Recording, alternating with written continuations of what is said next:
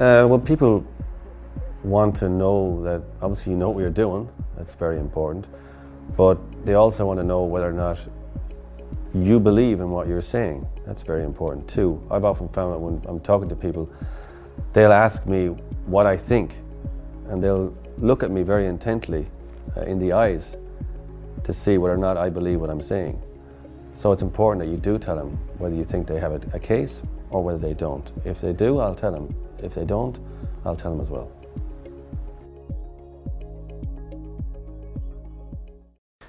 Yeah, what'll happen in court is that you'll get a summons. The summons will say clearly what date you're to be in court and what time. Everyone now has a specific time, whether it's 10:30 or 11:30, 12:30, 2 o'clock, whatever it is. So there'll be a date and there'll be a time. It'll include the name of the guard who arrested you and what the allegation is, excess alcohol in your blood, breath, or urine.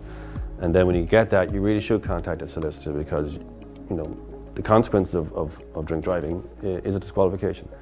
If you come into court without a solicitor, the judge will almost certainly ask you whether you want to get one, and it will, in most cases, advise you to get one because they're doing that in your best interests. I think it would depend as to what your job is. I think that there's no hard and fast rule, and a lot of it depends on your contract of employment. If your contract of employment specifically states that if you're arrested for drink driving, you could be dismissed, then that's a difficulty.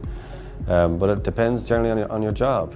If you were a member of An Garda Síochána and you were arrested for drink driving and convicted, it could be something that you could be dismissed for, yeah.